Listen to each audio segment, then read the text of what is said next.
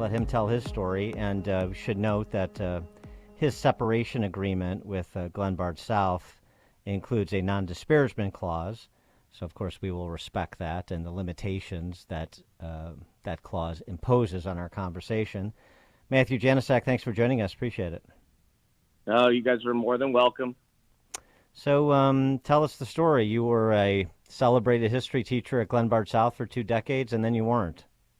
Well, I was actually technically at North for 18 of those years, and then the okay. last few years at South, and much for the same issues. They made me have to leave North and move over to South, hoping things may get better, but ultimately they continued to deteriorate. So, and so I decided that after that many years, I couldn't deal with that type of restraint anymore. Yeah. Well, describe the restraint at North then South. Well, there's a few conversations over the years. One that kind of highlights perception versus reality. I think we are often taught, maybe it's corporate America also, but definitely in the education world, that perception is reality. Reality isn't reality.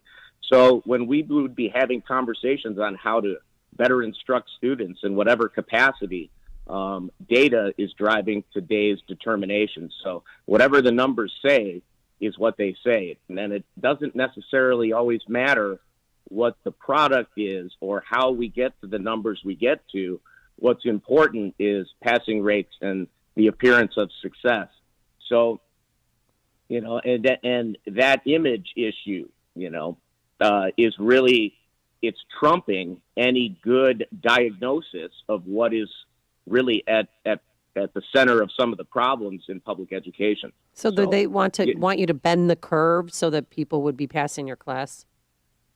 Yeah, yes, in a larger sense, many districts have gone through this issue where they eliminated 3 levels of courses. Like we often had honors or AP, regular level, and basic. And many years ago, Glenbard isn't the only. Many districts have gone to 2 tracks, AP or honors, and everybody else. And what that ends up doing is it forces parents that want their kids to be in a higher achieving section, perhaps, then they have to take honors or AP, even if they may not really be equipped for that. And then the trickle-down effect from that ends up being if your pass rate or your grades as a teacher fall below a certain mark, then you're on the radar screen. And the diagnosis of why a student might not be succeeding, maybe not reading assignments or completing tasks or just digital, distractions in class, none of that stuff really matters. And it's very difficult to hold students accountable because today we're allowing students with the revisiting of grading and the retaking of tests, and homework doesn't count. These are all things that are happening in public education right now that the teacher is solely responsible for. The administration is accountable to the numbers. Teachers are accountable for producing the numbers, and it leads to a climate of fear, for people. So I just couldn't operate. Yeah. So that's on the student performance side, and that's certainly an issue, and that doesn't come as much of a surprise to us here. Mm-hmm. But what about the subject matter? How did teaching history change, or how was change attempted to be imposed on you over your career, and when did that start? I would say through my career, it really amped up, obviously, after the 2016 election. Cancel culture ramped up big time. The narrative that is a double standard right now. Generally speaking, I would say that conservative-leaning teachers, right, are quiet, and they feel that they have to be quiet. Bringing up a topic in today's U.S. history or government classes about First Amendment rights and censorship may run the risk of getting a teacher labeled a conspiracy theorist. Wow. So and if one person is upset, whether it's a parent or a student, if one person is upset, that's who sometimes gets listened to, and including complaining or filing, complaints anonymously. That is also a norm now. Anonymity can wreak havoc on somebody's life. Oh, I'm familiar with that. So is it informal? It's just you're always standing under the sword of Damocles, or were you instructed on certain topics? You shall not teach this topic. You are actually told, and I'm not the only teacher. Many teachers would be empathetic with this in history, to avoid teaching controversial subjects in class and to avoid connecting history to the present day. Those are some of the norms, I think, that are out there. And I hold up the textbook and I say to students or adults, anybody, everything in this textbook is controversy. Politics, religion, civil rights, wars, everything. It's all controversy. But we're not trusted that much anymore to engage in those discussions for fear of offending somebody with a microaggression. Okay. Well, how would you teach slavery then? How do you do it? Well, I used to do it in a way where I would show a clip, that one clip from Spielberg's Amistad. We would talk about that, discuss the international slave trade, and then the abolition movement that coincided with it. But if you sometimes also teach, how did slave owners keep slaves enslaved? I know we always had them read a good article that says you couldn't teach slaves how to read. It was illegal. And that kept people ignorant. So when you open that dialogue, and if you step on anybody's toes in that dialogue, or anybody takes offense to a way you've posed a question, the way you've asked a question, any statement you make, you are really walking on eggshells as a history teacher. And if they have the perception that you may be a conservative at all in your public life, then you are going to be targeted. What about the 1619 Project curriculum? Did that insinuate itself into your classroom in your in the last couple of years of your teaching career?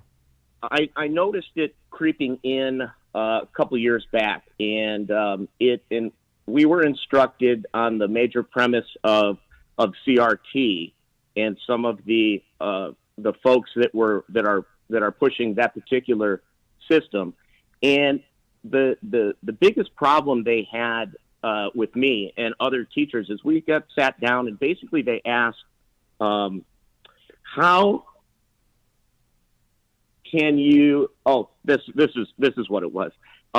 There is no way that one human being can empathize with another human being because you're of a different race. So that was an expected major premise that was meant to be accepted by the teachers, that because we were a certain race, white, there is no way that we could understand what it's like to be another race. Now, on the surface, I understand that's true, but digging deep down, why am I teaching history then if we can't teach people to learn from other people's experiences? So on the surface, it expects you to accept that as a truth. Follow? Right, and then it's a little difficult to address issues like the founders who were not slave owners, Thomas Paine, Alexander Hamilton. It's a little difficult to explain the civil rights movement in the 60s, which included whites along with blacks, because they shared a common understanding of humanity and human dignity. So the point is to separate, not and focus on identities that are different rather than a common humanity. Oh, unity right now in the system is talked about, but it is never really practiced right now. It is a culture of division, and I know I'm not the only American or the only American teacher that feels it. It's happening macro all over our country, that the forces in power, whatever layer they're holding of power, are trying to divide the people, and they're being very successful at it, you know. I understand you were asked by your students at Glenbard South in 2020 to sponsor the political debate club at the school. Yeah. I'm surprised there is such a thing. I was it was one of those gifts from God, I guess, a beautiful thing. Because, yeah, it has been stressful for the last 4 or 5 years without question in my life. And then to have the students. And I would actually survey my students as well and ask, are you guys feeling like I'm pushing anything? And wildly, the answer is no. But then when the students asked me point blank, and it was a freshman, they said, hey, can you run political debate club? Because you're one of the only teachers here that doesn't pick a side. You don't pick a side. And I thought that was the greatest endorsement. But even though that was a reality in my life, it never resonated with anybody that had decision-making power. It was like it never happened. But in part, my suggestion would be that it's because you're compelled to pick a side. Yes, in large part by default. Yes, and it has softened a smidge. That first year, 2 years ago, when I mentioned we had been exposed to the major premise of CRT, it has dissipated a little bit because there has been quite a bunch of pushback. Really, we've been activated in a way. Those of us that believe in genuine, true equality, right, have had to push back. In application, in that application of equality. If you believe it, you have to actually stand up for it now. Well, do you miss teaching history? Well, Amy, I do, but in an interesting twist, the day after I decided to resign, another gift from God gave me one class to teach in a private school. So I still have that.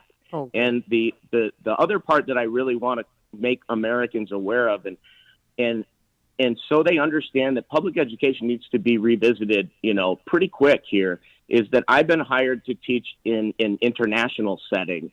And I have foreign students that are in 3rd and 4th grade that speak fluent English from around the world. And they are paying top dollar for me to come in and teach those kids in the exact same way that I used to teach my high school kids. Socratic method, in-depth discussion, challenging questions, all of those things. And I've landed 8 of those classes, and I'm going to continue to add more.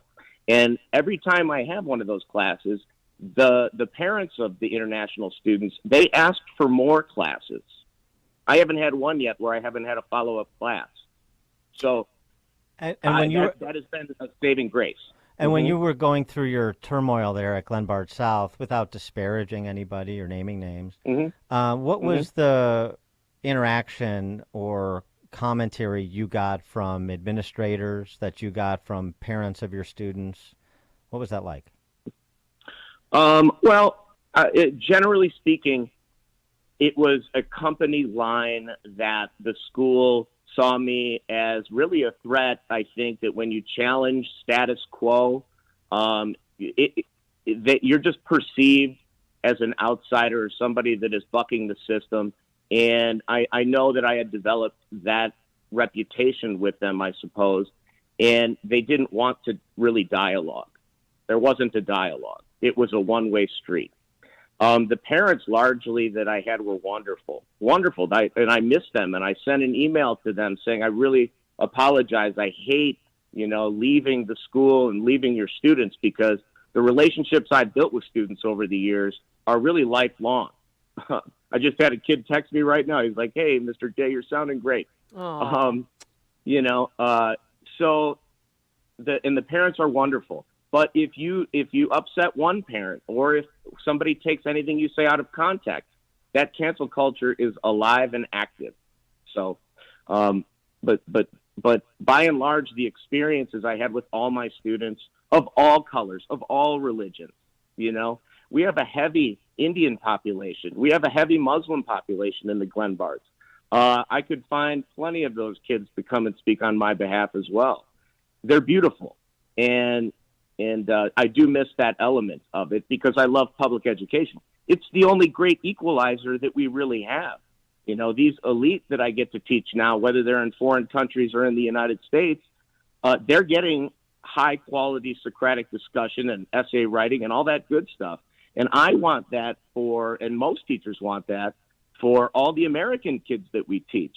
It's just that, we're not driving it anymore. The teachers are not trusted, one, and then we're not driving anything anymore. We are actually evaluated pretty rigorously on things that we don't have any control over anymore. Mm-hmm. So. And the union, were you a member of the union, and what did they do, if anything, during this? I was a member. Yes, sir. I was a member of the union for a lot of years, and as I didn't have overt issues like I had after 2016. I noticed obviously that the teacher union was beginning to more and more, and it's embarrassing now that they totally toe the line of the Democratic Party on whatever policy they're putting in place. So last year I withdrew from the union, but that was also after I did tap the union for some help in this, and they gave me the legal end that I could go to, but they didn't want to push back for me on my behalf at all with any of these other issues. They didn't want to push back. So because I was tacitly supported, I decided that I needed to drop that union, and I joined a union that a fellow teacher had told me about, the American Association of Educators, and that is generally just a more conservative-leaning teacher union on the national level. So I used that, and it helped a little bit. Yes, sir. Well, Glenbard South's loss is that private school you're teaching at now is gain. Matthew Janecek, former Glenbard South history teacher. Matt, thanks for joining us and sharing your insights. Appreciate it. Anytime. I appreciate it. Thank you guys for having me. Oh, thank you. And he joined us on our turnkey.pro answer line. You're listening to Chicago's Morning Answer with Dan